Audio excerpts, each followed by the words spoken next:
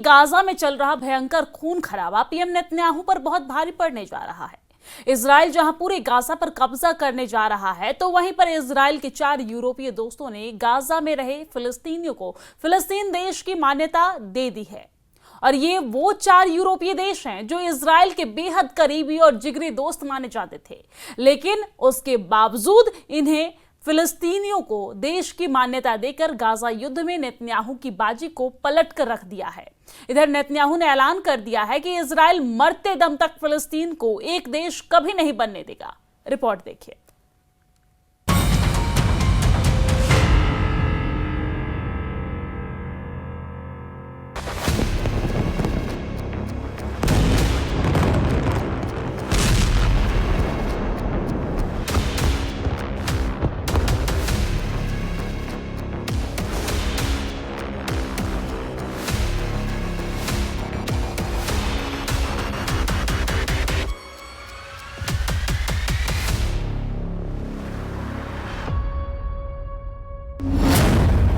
Gaza city में खूनी गदर, 4 देशों को नेतन्याहू की धमकी।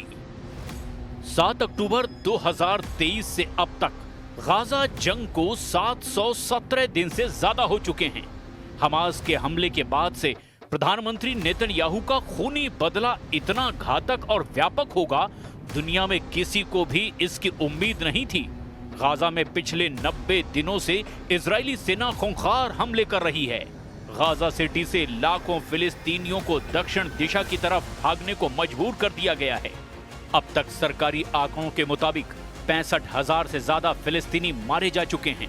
नेतन्याहू हर हाल में फिलिस्तीन का वजूद खत्म कर देना चाहते हैं और गाजा पर अब पूरी तरह से कब्जा चाहते हैं।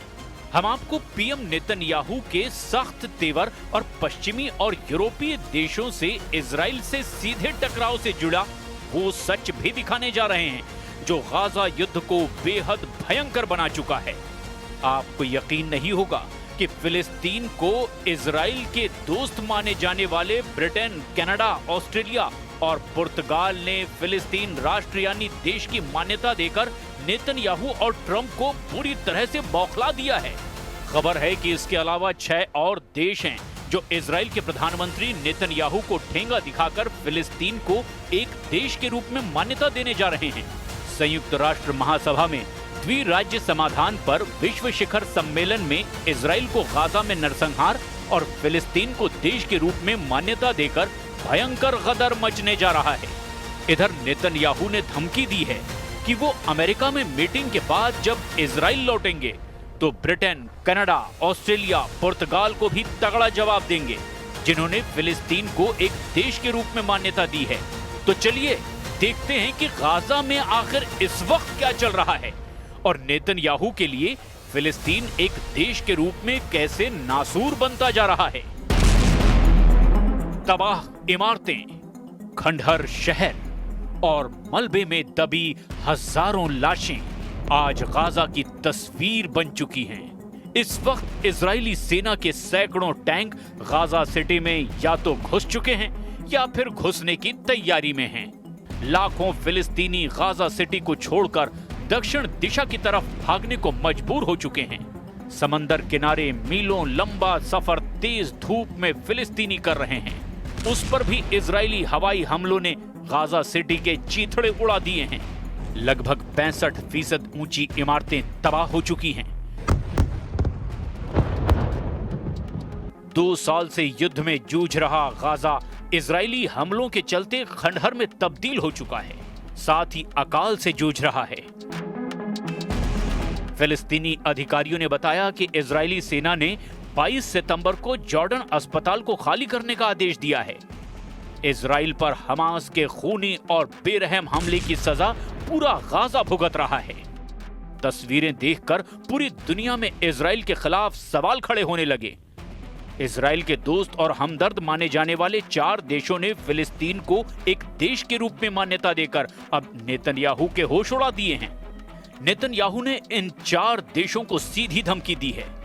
जरा देखिए वो 4 देश कौन हैं जो इजराइल के खिलाफ फिलिस्तीन को एक राष्ट्र के रूप में मान्यता दे चुके हैं।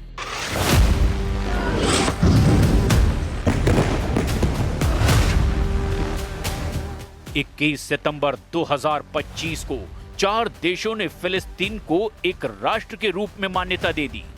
ये 4 देश हैं ब्रिटेन, कनाडा, ऑस्ट्रेलिया और पुर्तगाल।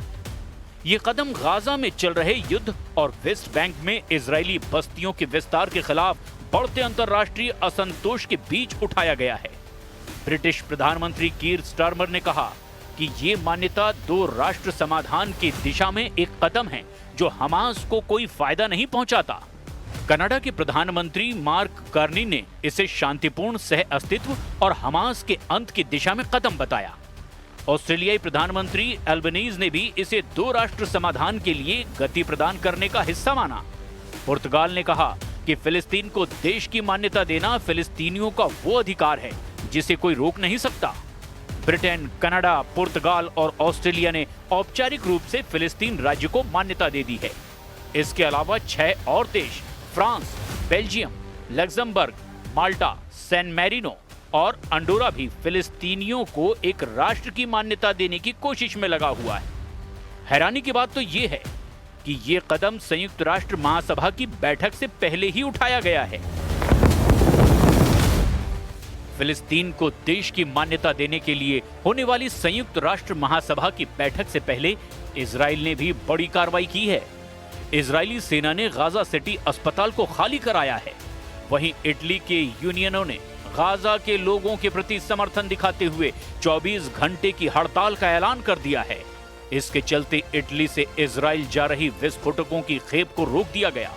इधर प्रधानमंत्री बेंजामिन नेतन्याहू ने ब्रिटेन, कनाडा, ऑस्ट्रेलिया और पुर्तगाल से 2 टूक कह दिया है कि वो आतंक को इनाम दे रहे हैं, लेकिन उन्होंने फिलिस्तीनी राज्य के वजूद की किसी भी संभावना को लेकर अपनी नीति स्पष्ट कर दी है और कहा है कि हमारी धरती के बीचों बीच एक टेरर स्टेट को थोपने की कोशिश का पुरजोर जवाब दिया जाएगा। प्रधानमंत्री बेंजामिन नेतन्याहू इस ऐलान से गुस्से में हैं। नेतन्याहू ने कहा कि मुझे बस अमेरिका से लौटने दो, फिर मैं आपको दिखाता हूं फिलिस्तीन कभी भी एक देश नहीं बन पाएगा। उन्होंने साफ साफ कहा कि मेरे पास आपके लिए एक और संदेश है, ऐसा नहीं होने वाला। जॉर्डन नदी के पश्चिम में कोई फिलिस्तीनी राज्य नहीं होगा। वर्षों से मैंने उस टेरर स्टेट के निर्माण को घरेलू और विदेशी दोनों ही तरह से भारी दबाव के बावजूद रोका है। हमने ये दृढ़ संकल्प और चतुर कूटनीति के साथ किया है। नेतन्याहू ने यह भी कहा कि इसके अलावा हमने यहूदिया और समरिया में यहूदियों की संख्या दोगुनी कर दी है और हम इसी राह पर आगे भी चलते रहेंगे। हमारी धरती के बीचों बीच एक आतंकवादी राज्य को थोपने की नवीनतम कोशिश का जवाब संयुक्त राज्य अमेरिका से लौटने के बाद दिया जाएगा।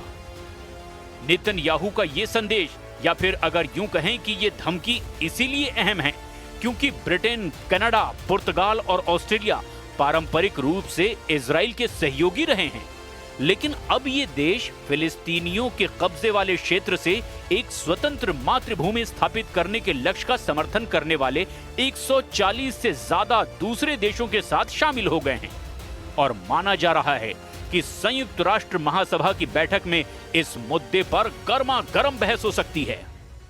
יש לי מסר ברור לאותם מנהיגים שמכירים במדינה פלסטינית לאחר הטבח הנורא ב7 באוקטובר.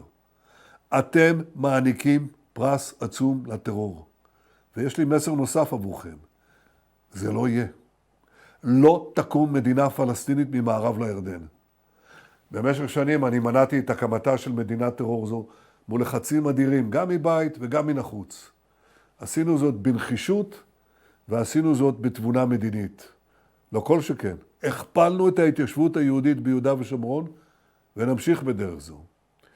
המענה לניסיון האחרון לכפות עלינו מדינת טרור בלב ארצנו, המענה הזה יינתן לאחר שובי מארצות הברית.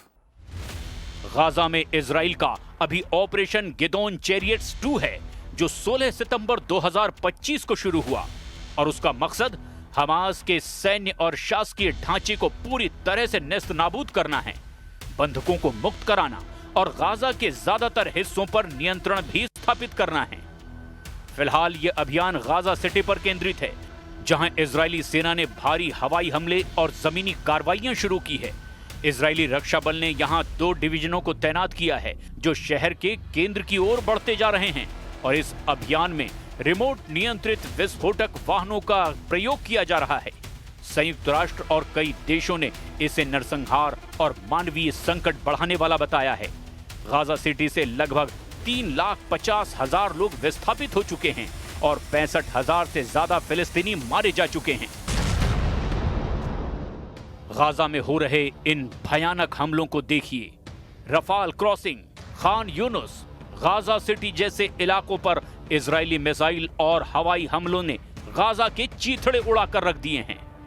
धमाकों में उड़ती इमारतें, जलता हुआ मलबा और बदहवास भागते फिलिस्तीनी अब जंग के ऐसे दौर में घिर गए हैं जहां उनके बचने का बस एक ही रास्ता बचा है।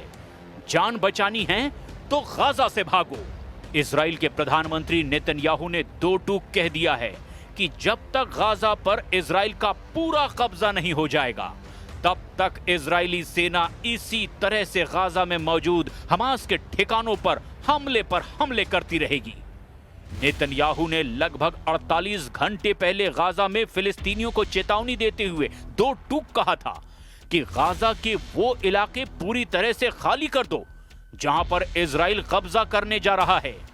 नेतन्याहू के इस आदेश के बाद से इजरायली सेना ने जिस तरह से मिसाइल और फाइटर जेट से हमले किए हैं, इजरायली सेना ने पूरे गाजा में कोहराम मचा दिया है। जरा देखिए इजराइल के ताजा हमलों में गाजा को कितना घातक नुकसान हुआ है।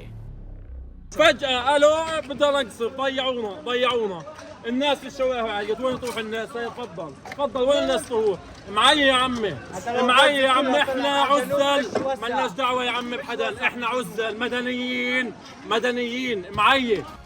अब ऐसे हालात में देखना ये होगा कि पीएम नेतन्याहू गाजा सिटी को कैसे पूरी तरह से खाली करवाते हैं, क्योंकि यूएन में इजराइल के खिलाफ उन्हीं के दोस्तों ने अब मोर्चा खोल